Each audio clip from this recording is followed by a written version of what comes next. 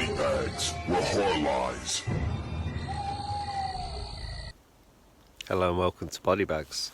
My name is James and I'm your Sunday night reviewer. And for the first review of the new year, I thought I'd do a nice outside kind of review for you.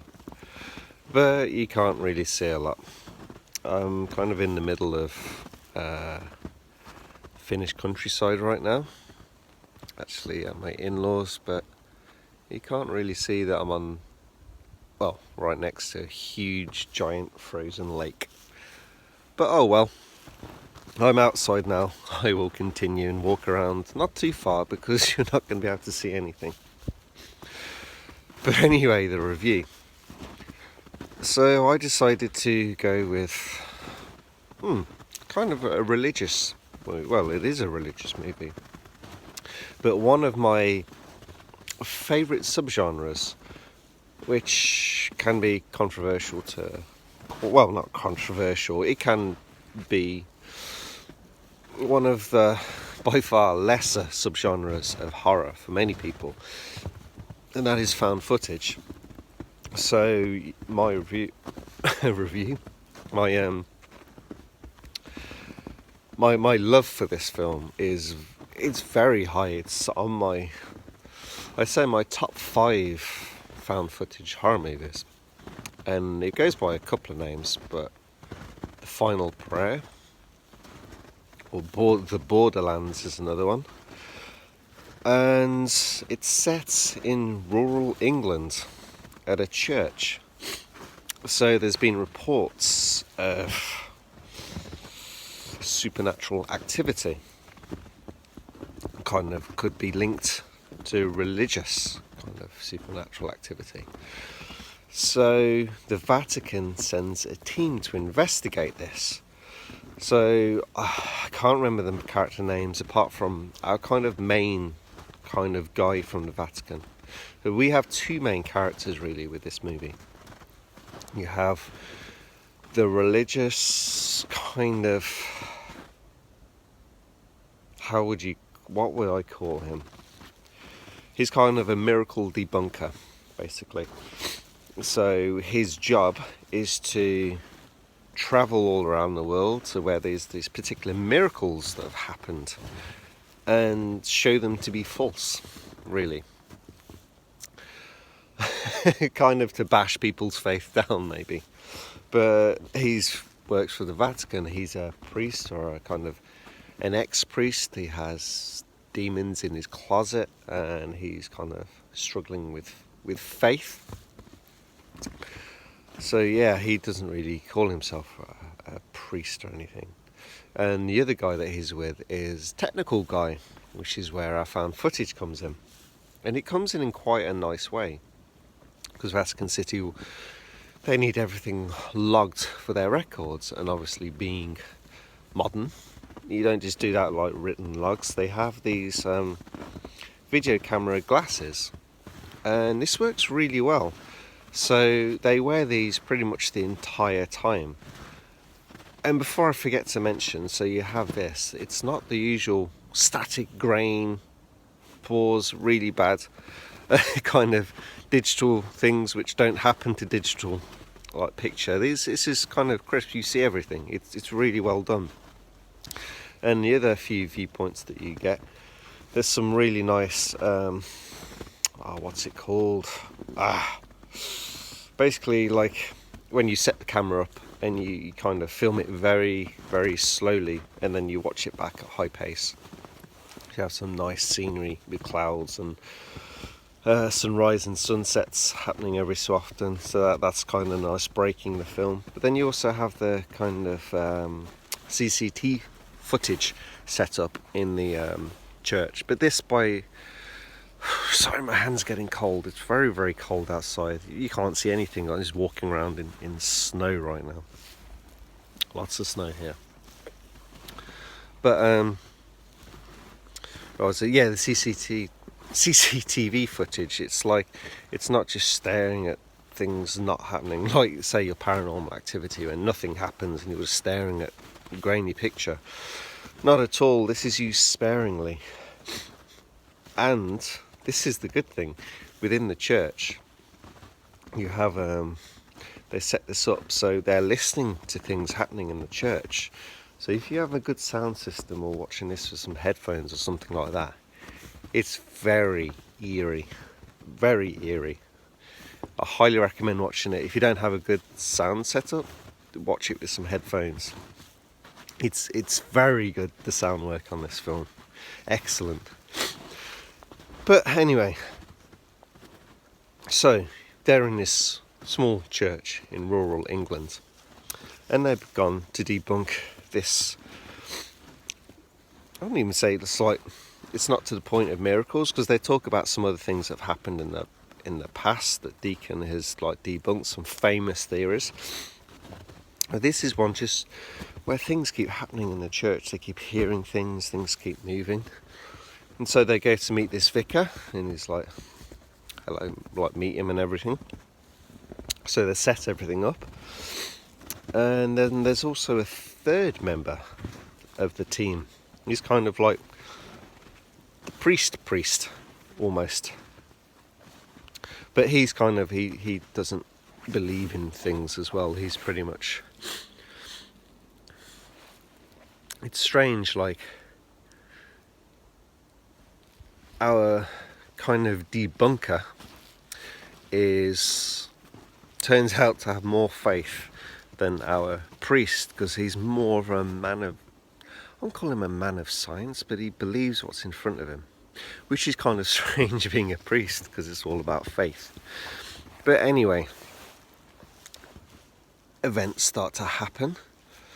They're see these things happen themselves, film it.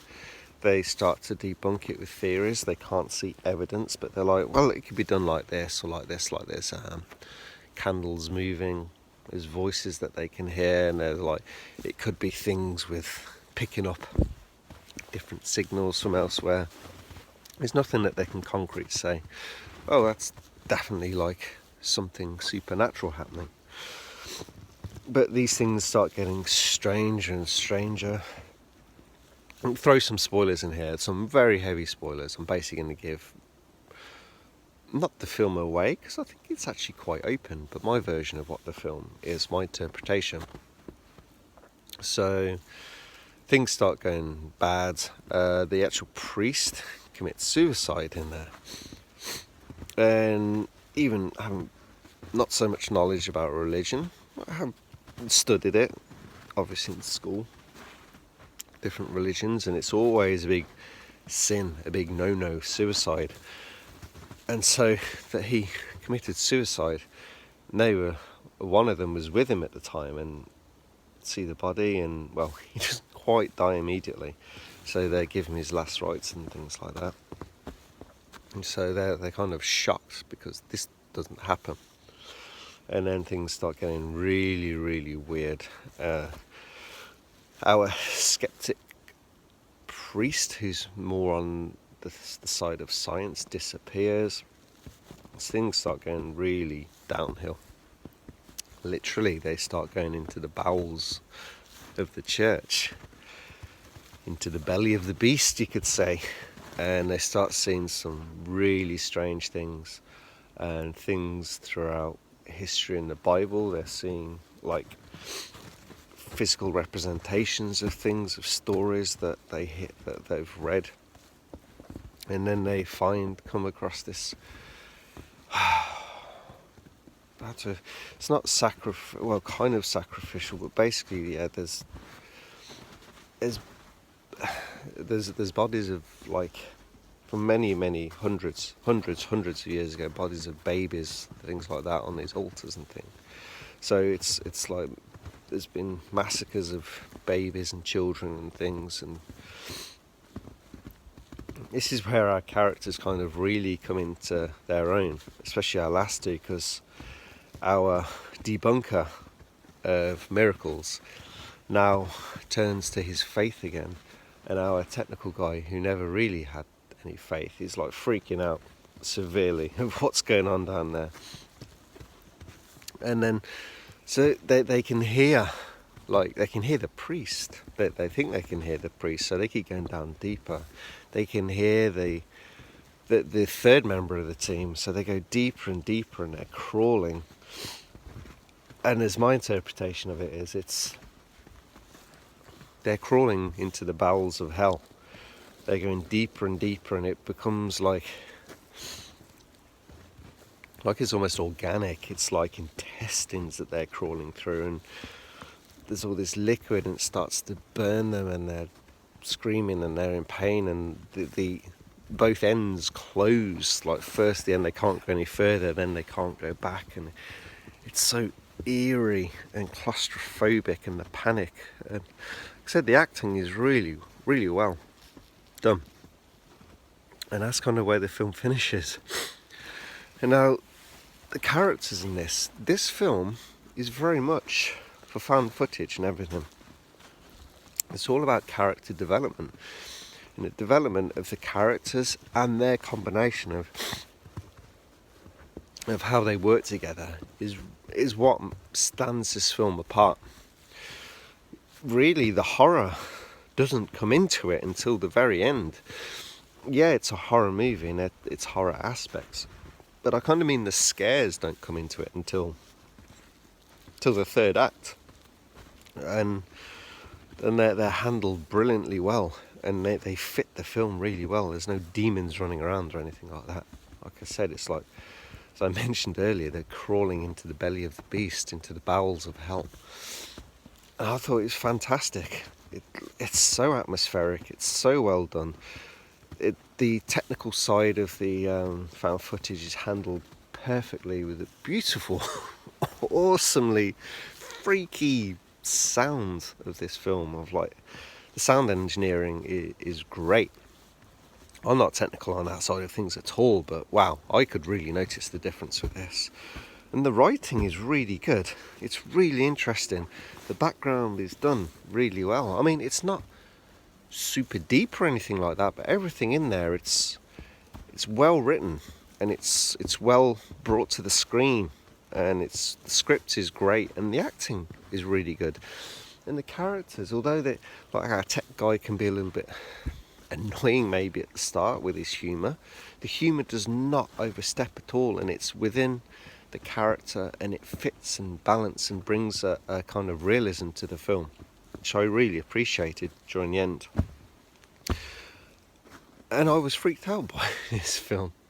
Yeah, it was really freaky, and like I said, it's in my top 5 found footage of all time, of a subgenre that I really love. So, I'm sorry, I did mention spoilers, but if you've not seen this one, but you're kind of interested, I've kind of given it all away. But I don't necessarily know that my view on what the film is correct, because it's kind of open. I mean, apart from, yeah, there's the suicide of our priest, who is actually at the church, but I mean, our other characters, they could survive. We don't know. Like, it's kind of quite open. It's open to interpretation. It's very led to the interpretation of what it could be, but I think it's still quite open. But anyway, that is my review. I hope you enjoyed this. Sorry you couldn't see too much in the end. It kind of didn't work out how I wanted. This was like very cool and creepy, but it's a little too dark. It's because sunset at the moment isn't until, like, where I'm at the moment, it's like, I think it's like 10:30 a.m. and then the sun goes down about 3 p.m. So not so much sunlight here at the moment. But we make up for it in the summer, where we don't really have night time. It's just very much bright. You can only get dusk about 2-3 o'clock in the morning, then boom, back to sunlight again. But anyway, hope you enjoyed the review. Hope you all got through 2020, which was a tough year, we all know. And here we go to a new year. And just a shout out to Jason, who signed off with us. Really appreciate all the stuff you did for us, Jason. You and Bronco Juggalo, you both brought a new life to the channel. And although your stays weren't too long, we appreciate everything that you guys did.